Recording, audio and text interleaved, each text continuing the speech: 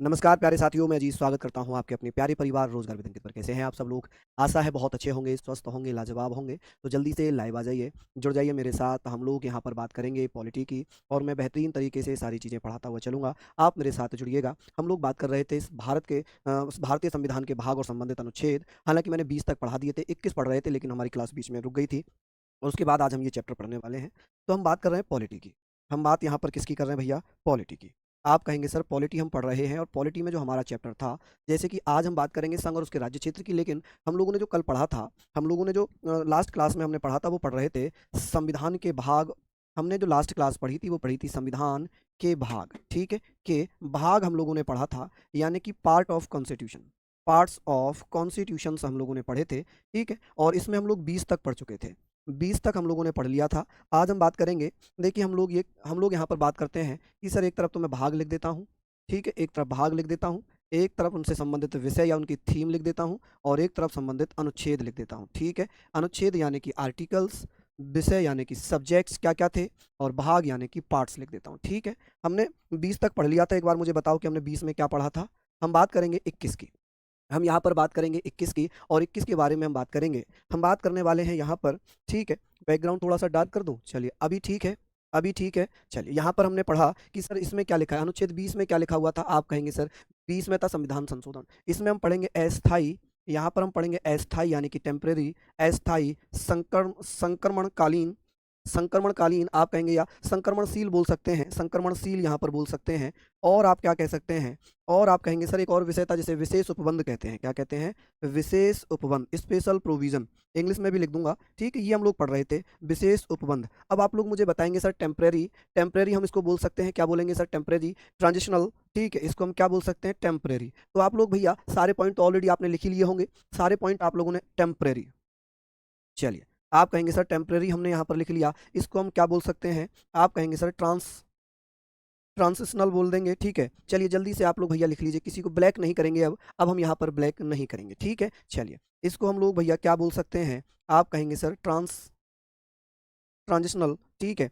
Transitional बोलेंगे और special, special special provision, special provision. तो ये भी आप लोग लिखना। अब ये कौन कौन से आर्टिकल होंगे? आप कहेंगे सर 369 से लेकर इसे हम 3,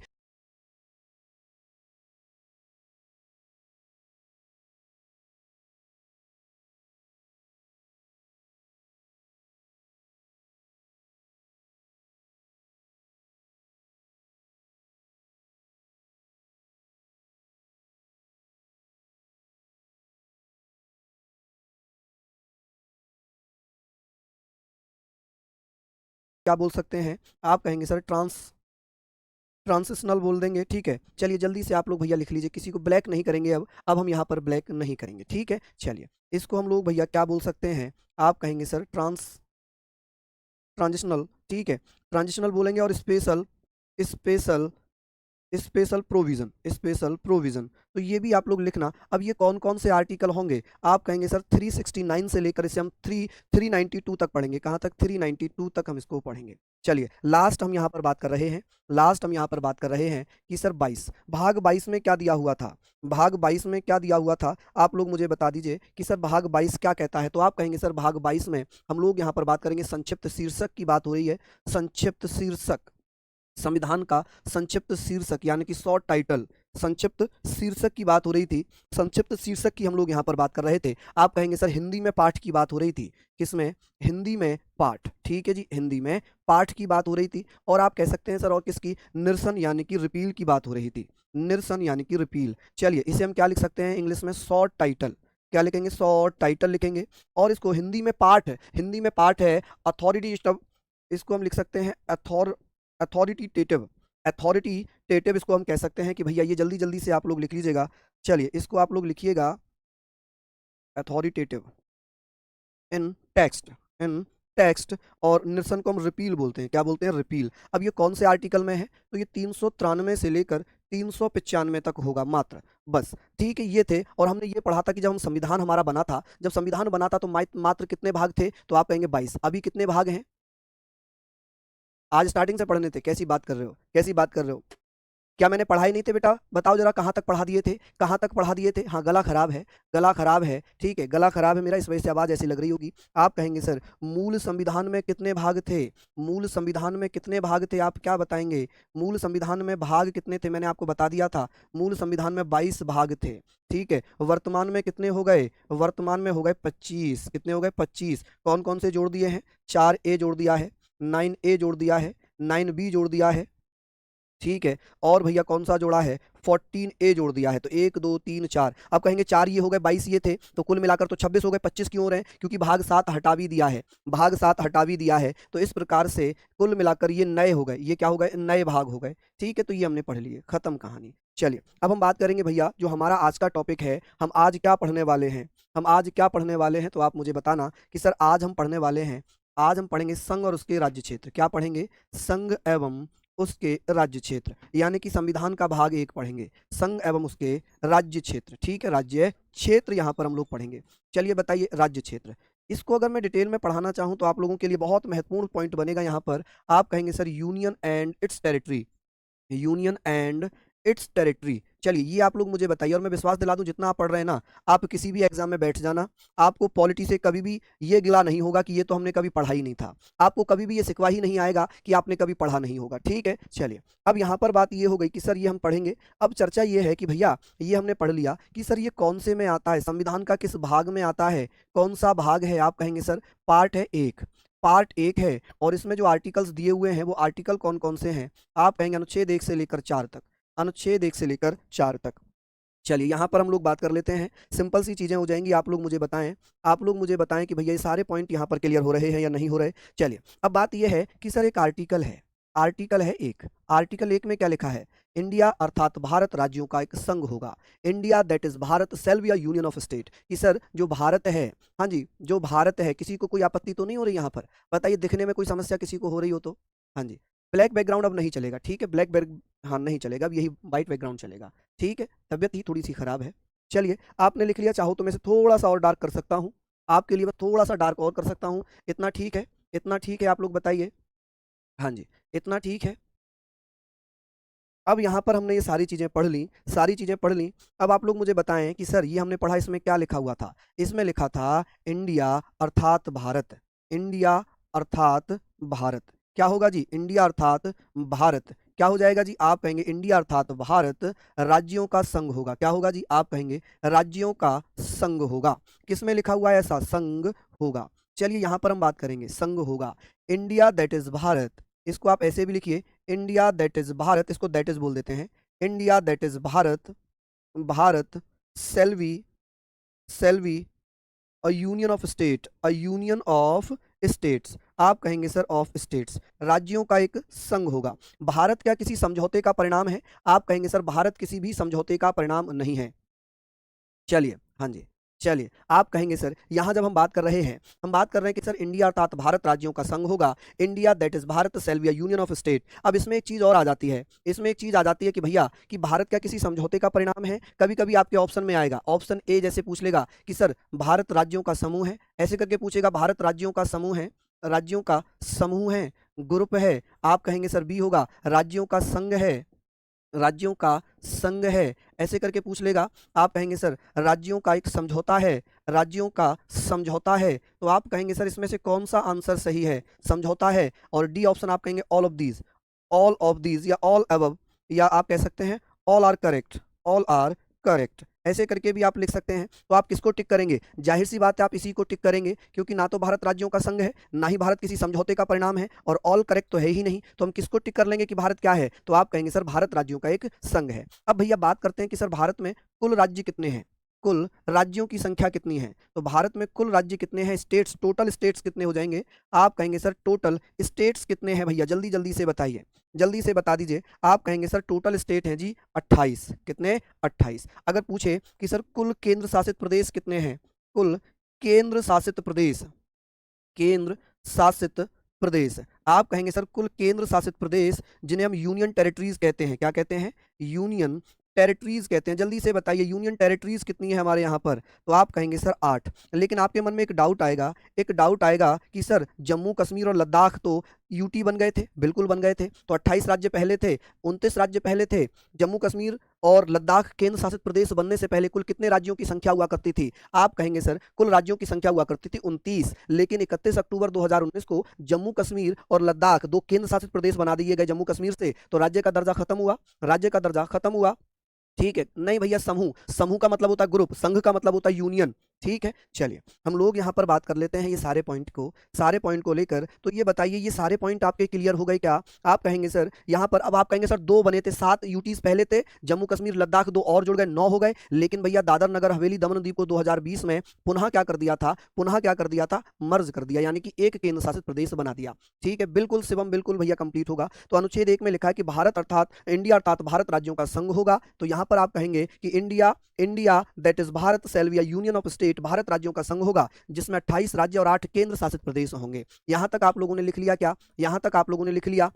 चलिए समझ गए आप लोग। तो अभी भी कुछ बच्चे कह रहे हैं 29 राज्य होंगे, नहीं भैया 29 राज्य नहीं होंगे, ठीक है 28 राज्य होंगे। All clear? चलिए अब बात आती है सर अनुच्छेद 2 की। आर्टिकल 2 क्या कहता है? आर्टिकल 2 में क्या लिखा हुआ है? आप कहेंगे सर अनुच्छेद 2 क्या कहता है? इसमें लिखा हुआ है कि भैया इसमें क्या लिखा है? आप कहेंगे संघ में नए राज्य का प्रवेश, संघ में नए राज्य का प्रवेश, नए राज्य का प्रवेश या भैया नए राज्य की स्थापना, नए राज्य की स्थापना। किसकी भैया? नए राज्य की स्थापना। अब नए राज्य की स्थापना कैसे होगी आप लोग मुझे बताइए। एस्टेब्लिशमेंट, आप क्या कहेंगे भैया? एस्टेब्लिशमेंट, आप बताएंगे sir establishment of new state, of new state. ठीक है जी, आप लिख सकते हैं जी न्यू स्टेट। जब भी कोई नया राज्य बनेगा, ये जो नया राज्य बनेगा ना, ये किससे बनेगा? तो आप कहेंगे सर जब किसी बाहरी क्षेत्र को, यानी कि यहां पर लिख सकते हैं कि सर बाहरी क्षेत्र को जब भारत में शामिल किया जाएगा,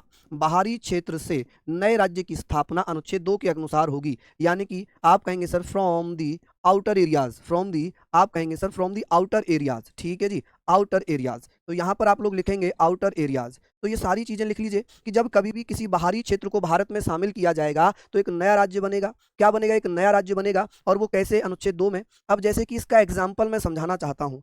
सिक्किम आप सबने पढ़ा होगा, सिक्किम आपने सबने ही पढ़ा होगा कि सर सिक्किम राज्य कैसे बना था। देखिए हुआ क्या था, सिक्किम को नया राज्य कैसे बनाया गया। सिक्किम एक स्वतंत्र था, उस पर ना तो भैया पाकिस्तान का ही कब्जा था, ना ही भारत का, स्वतंत्र था। तो सिक्किम को राज्य बनाने के लिए, सिक्किम को राज्य बनाने के लिए क्या किया गया? भारतीय संविधान में एक संशोधन किया गया। कौन सा? आप कहेंगे सर 74वां संविधान संशोधन किया गया। 74वां संविधान संशोधन किया जाता है। 74वां संविधान संशोधन अधिनियम।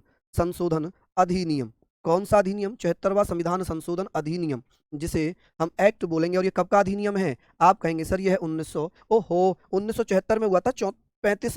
35वां। और कब हुआ था? 1974 में। कब? 1974 में। के द्वारा एक नया आर्टिकल जोड़ा गया, के द्वारा अनुच्छेद 2A जोड़ा गया। क्या जोड़ा गया? अनुच्छेद 2A जोड़ा गया। जोड़कर सिक्किम को 2A जोड़कर सिक्किम को क्या बना दिया था? सिक्किम को सह राज्य बनाया था। क्या बनाया था? सिक्किम को सह राज्य का दर्जा दिया था। क्या दिया था जी? सह राज्य। और सह राज्य आप जानते हैं एसोसिएट स्टेट कहा जाता है, मतलब कंप्लीट राज्य नहीं है, एसोसिएट स्टेट बना दिया था। क्या बना दिया था? एसोसिएट स्टेट बनाया। बात अब यही नहीं रुकी, इसे राज्य का दर्जा भी दिया जाएगा। अब सिक्किम को राज्य का दर्जा देने के लिए क्या किया गया? 36वां संविधान संशोधन, कॉन्स्टिट्यूशनल अमेंडमेंट एक्ट किया जाता है जी। कौन सा? तो आप कहेंगे 36वां संविधान संशोधन अधिनियम 1975, जिसके द्वारा क्या किया गया? के द्वारा क्या किया जाता है? के द्वारा अनुच्छेद 2A को समाप्त कर दिया। अब इसकी कोई आवश्यकता नहीं पड़ेगी, द्वारा अनुच्छेद 2A को खत्म कर दिया, 2A को खत्म कर दिया, को समाप्त कर दिया। क्या कर दिया जी? समाप्त कर दिया। समाप्त कर सिक्किम को राज्य का दर्जा दिया, सिक्किम को राज्य का दर्जा दे दिया। सिक्किम को किसका भैया? सिक्किम को राज्य का दर्जा दिया, दर्जा, स्टेटहुड बना दिया। क्या बना दिया? इसे स्टेटहुड बना दिया। आप कहेंगे सर स्टेटहुड बनाया, दर्जा दिया। ठीक है, स्टेटहुड दिया या दर्जा दे दिया। ठीक है, तो सिक्किम जो था ये कैसे जोड़ा गया? तो आप कहेंगे सर सिक्किम को कैसे जोड़ा गया है? तो आप कहेंगे 35वां संविधान संशोधन अधिनियम 1974 के द्वारा एक आर्टिकल जोड़ा गया 2A। लेकिन इसके द्वारा क्या किया गया? 36वें संविधान संशोधन के द्वारा 2A को समाप्त कर दिया और सिक्किम को राज्य के रूप में शामिल कर लिया। ठीक है, अब बात आती है सर अनुच्छेद 3 क्या कहता है। पहले इसको आप लोग लिख लीजिए, इसको आप लोग लिखिए जल्दी जल्दी से। क्या यहाँ तक आप लोग लिख लिए हैं? क्या यहाँ तक आप लिख लिए हैं? चलिए, बहुत बढ़िया, शानदार, लाजवाब। ये सारी चीज़ें आप लोगों ने लिख ली होंगी। उम्मीद है आप अच्छे से सारी चीज़ों को बेहतरीन तरीके से पढ़ रहे होंगे। ठीक है, अब कमेंट करके बताइए सिक्किम कौन से नंबर का राज्य बना था? सिक्किम कौन से नंबर का राज्य बना था? कि सर 1975 में सिक्किम को कौन से नंबर का राज्य बनाया गया था? कौन-कौन साथी बता रहे हैं? चलिए बता दीजिए जल्दी से। बढ़िया प्रश्न है, बहुत बढ़िया। यहाँ पर आंसर्स तो आपके आ ही जाने चाहिए। आंसर आपके आ जाने चाहिए जी, सिक्किम को कौन-सा राज्य बनाया गया है? बताइए। हाँ जी, बहुत बढ़िया, शानदार। हम बात करेंगे सर 22वां, बिल्कुल सही कहा आपने, के द्वारा इसे कौन-सा सिक्किम को 22वां राज्य बनाया गया। ये कौन-सा राज्य बना था? आप कहेंगे सर ये 1975 में 22वां राज्य बना था। कौन-सा? 22वां राज्य बना। और ये कब बना जी? आप कहेंगे सर 1975 में ये 22वां राज्य बन गया। ठीक है, चलिए। बात आ गई कि सर एक आर्टिकल है आर्टिकल 3। अब इसमें अभी तो लिखा है नए राज्य की स्थापना। आप कहोगे सर अभी तो आपने 2 में लिखवाया था, अभी आप 3 में लिखवा रहे हो। बिल्कुल, कोई 29 बता रहा है, 29 कैसे हो जाएगा भैया? 29 कैसे हो जाएगा? यह 22वां है। 35वें के द्वारा 35वां संविधान संशोधन 1974 के द्वारा इसे क्या बना दिया था? इसे सह राज्य बना दिया था। इसे क्या बना दिया था? आप कहेंगे सर इसे सह राज्य बना दिया था। क्या बनाया था जी? आप कहेंगे सर इसे सह राज्य बनाया था। तो यहाँ पर आप लोग लिख लेंगे इसे कौन सा राज्य बना दिया था? सह राज्य बना दिया था। ठीक है, लेकिन आगे चलते हैं। अब इसमें क्या लिखा है? इसमें लिखा है नए राज्य की स्थापना। नए राज्य की स्थापना। अभी आप कहेंगे सर 2 में भी आपने लिखा है नए राज्य की स्थापना, 2 में भी यही है, 3 में भी यही है, बिल्कुल यही है। मैं बता देता हूँ क्या-क्या चीज़ें हैं बस।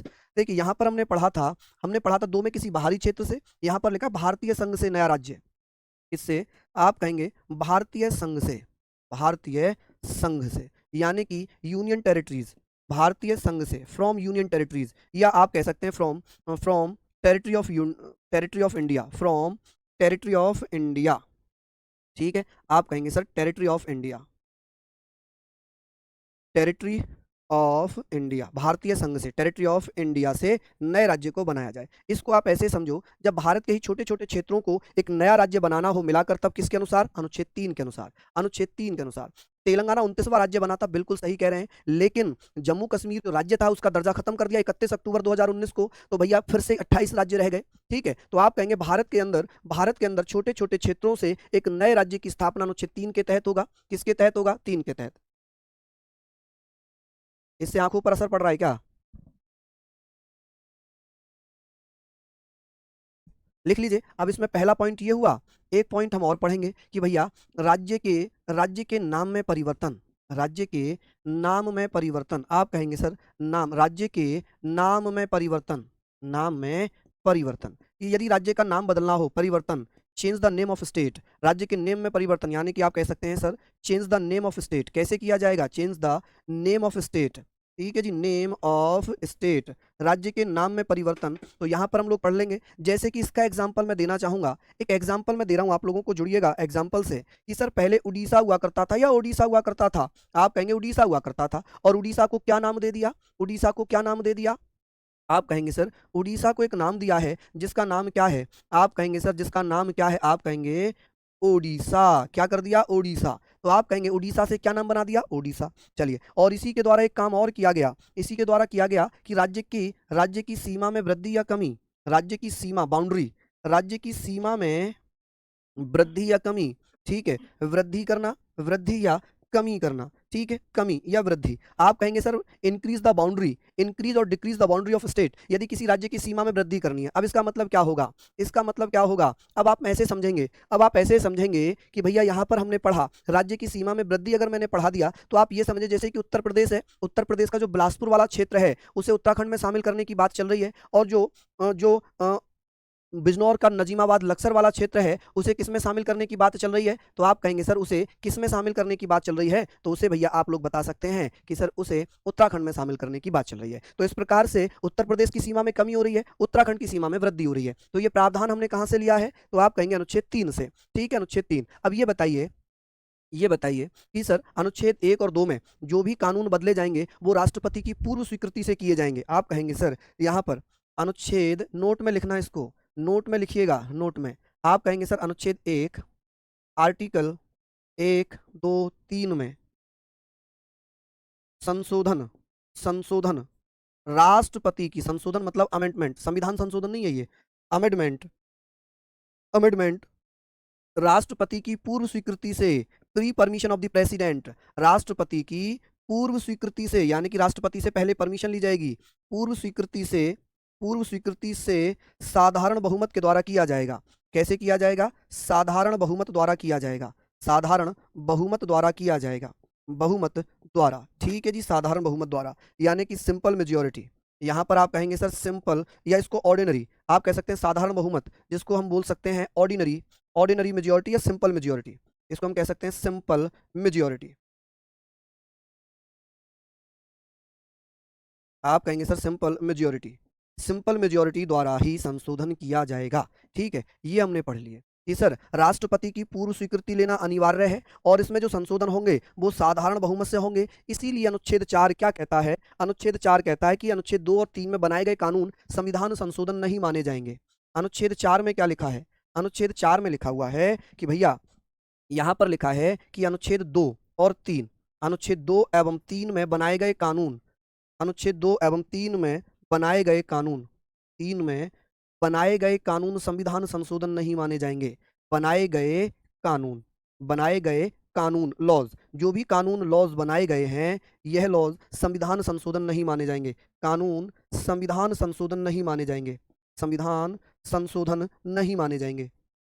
संशोधन, कॉन्स्टिट्यूशन अमेंडमेंट, आप कह सकते हैं सर इसको क्या लिख सकते हैं हम? कॉन्स्टिट्यूशन अमेंडमेंट, कॉन्स्टिट्यूशन अमेंडमेंट, ठीक है, कॉन्स्टिट्यूशन अमेंडमेंट,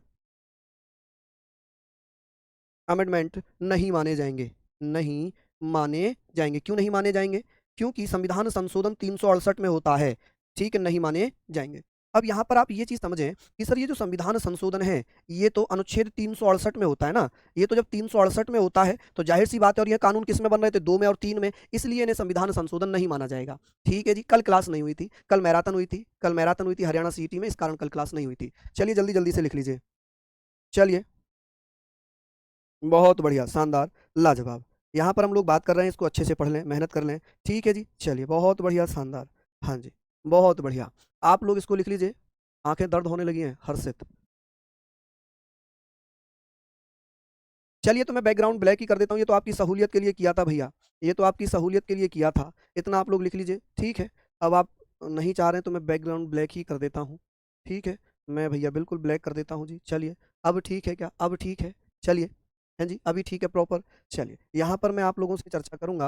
आप लोग बताइए कि सर एक क्वेश्चन आता है, एक क्वेश्चन आया है, यानी कि एक केस था, एक केस था वेरुवादी मामला, एक केस है वेरुवादी, वेरुवादी बनाम भारत संघ, बनाम वेरुवादी बनाम भारत संघ, भारत संघ, एक मामला था भारत संघ, ये 1960 का मामला है। इसमें ये कहा गया था, सुप्रीम कोर्ट में क्वेश्चन पूछा गया, चलिए सुप्रीम कोर्ट में एक क्वेश्चन पूछा गया कि सर ये बताइए, ये बताइए कि भैया सुप्रीम कोर्ट में क्वेश्चन आया कि संसद अनुच्छेद 3 के अनुसार, संसद अनुच्छेद 3 के अनुसार भारत के किसी भूभाग को, लैंड ऑफ इंडियन टेरिटरी, किसी और को दे सकता है क्या? सुप्रीम कोर्ट ने कहा कि संसद ऐसा नहीं कर सकता, संसद ऐसा नहीं कर सकता। चलिए बताइए, बहुत बढ़िया, शानदार। तो यहाँ पर हम लोग सारी चीज़ों के बारे में बात कर रहे हैं। चलिए, बहुत सिंपल सी चीज़ें हैं, हाँ जी, यहाँ पर आप लोग मुझे बता देंगे। चलिए, बहुत बढ़िया,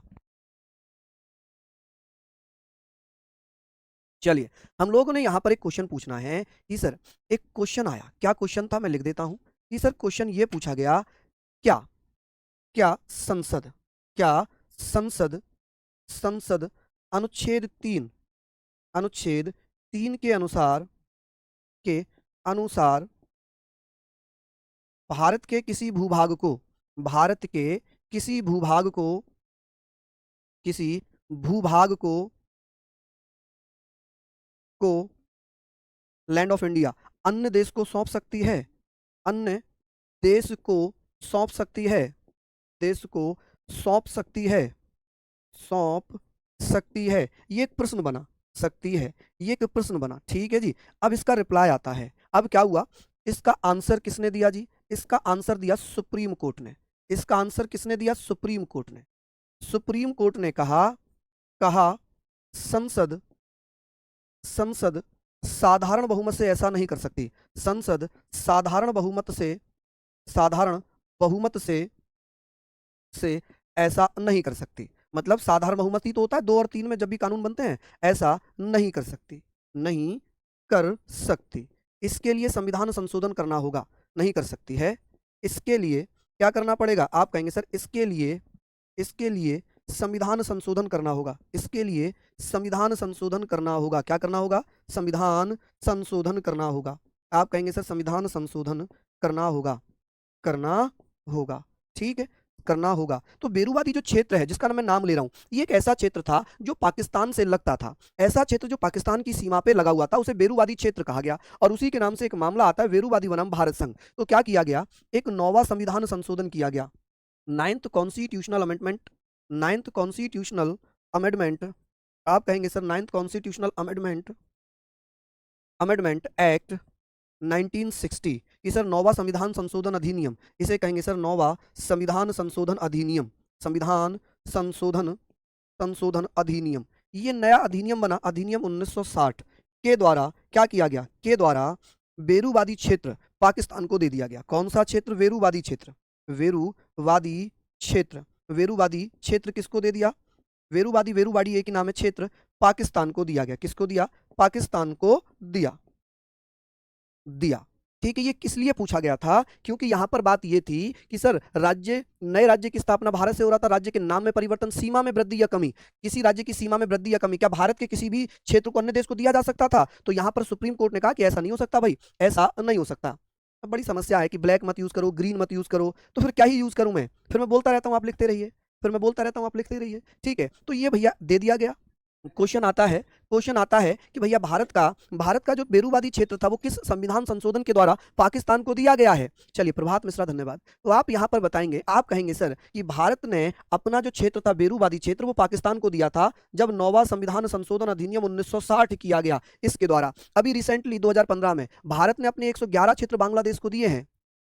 चलिए यहां पर हमने पढ़ लिया। अब कहेंगे सर यहां पर एक संविधान संशोधन और किया गया। क्या किया गया? कि भैया यहां पर एक 100वां संविधान संशोधन किया जाता है। आप कहेंगे 100 कॉन्स्टिट्यूशनल अमेंडमेंट एक्ट 2015 के द्वारा भारत ने क्या किया? भारत ने अपने 111 क्षेत्र, ये पूछा भी आपके प्रीवियस ईयर क्वेश्चन में, भारत ने अपने 111 क्षेत्र, अपने 111 क्षेत्र, 111 क्षेत्र एरियाज किसको दे दिए भैया? एरियाज बांग्लादेश को दिए। किसको दिए?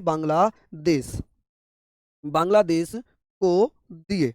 एवं बदले में, आप कहेंगे सर एवं बदले में बांग्लादेश ने क्या किया? एवं बदले में बांग्लादेश ने क्या किया? बदले में बांग्लादेश ने क्या किया है? तो आप कहेंगे सर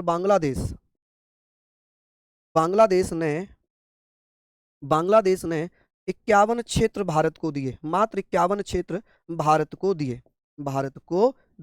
तो ये सारे पॉइंट आप लोग लिख लीजिए, दिए। ये क्वेश्चन इंपॉर्टेंट है, ये मोस्ट इंपॉर्टेंट है, ये पूछा गया है। ये भी पूछा गया है कि भैया बेरूवादी क्षेत्र पाकिस्तान को दिया गया कब? 1960 में। कौन सा संविधान संशोधन था? तो आप कहेंगे 9वां संविधान संशोधन था। ये सारी चीजें आप लोगों ने लिख ली। अब बात आएगी सर भाषा के आधार पर राज्यों की मांग, कि भैया भाषा के आधार पर राज्यों की मांग उठने लग गई। क्या उठने लग गई? बदले, अच्छा बादले हो गया, बदले में, ठीक है, बादले लिख दिया मैंने, बदले में, ठीक है जी, बदले में। अब क्या हुआ कि भैया यहां पर आप बात करते हैं, यहां पर हम बात करते हैं, अब बात ऐसा कुछ नहीं है झलक, ऐसा कुछ नहीं है बच्चे।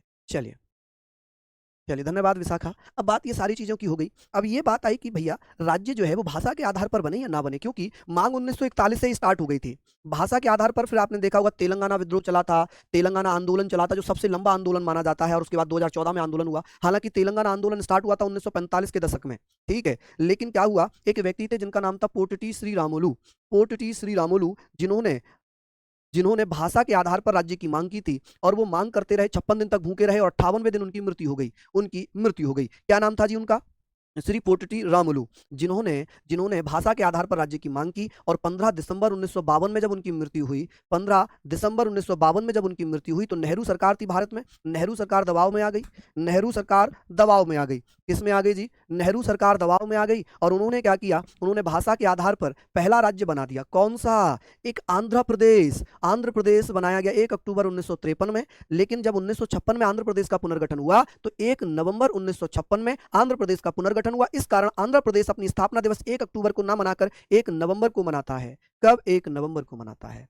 ठीक है, चलिए बहुत बढ़िया, सभी को धन्यवाद। हाँ जी, चलिए बताइए, आज इतना ही छोड़ूं क्या? थक गए आप? दर्द मेरे गले में, आवाज़ मेरी बैठी हुई, है ना? प्रॉब्लम मुझे हो रही है बोलने में। मुझे बोलना चाहिए था कि आज मैं इतना ही पढ़ाऊँगा, लेकिन यहाँ तो आप उल्टा ही कर रहे हैं कि सर अब इतना रहने दीजिए, हैं? चलिए, तो इतना छोड़ दें, चलिए आगे पढ़ेंगे कल। कल से इसको कंटिन्यू करेंगे। चलिए बहुत बढ़िया। हाँ, बिल्कुल लिखना है माय डियर, ये सारी चीज़ें। बाकी मैं आपको पढ़ाऊँगा और ये इम्पोर्टेंट ही पढ़ा रहा हूँ सारी चीज़ें। बाकी मैं आपके लिए किताब भी लिख रहा हूँ पॉलिटी की। किताब भी लिख रहा हूँ बहुत जल्दी, मई के लास्ट में या जून के फर्स्ट वीक में आपके लिए पॉलिटी की क्लास किताब मिल जाएगी, जिसमें चाहे आप जीडी पढ़ें, आप यूपी पढ़ें, कांस्टेबल पढ़ें, एसआई पढ़ें, सब पूरी चीज़ों को उसमें मैं ध्यान में रखकर पूरी किताब लिख रहा हूँ। ठीक है? चलिए, तो टेंशन मत लीजिएगा। फिर मिलेंगे आप लोगों से कल इसी समय। तब तक के लिए जय हिंद, जय भारत, बाय-बाय।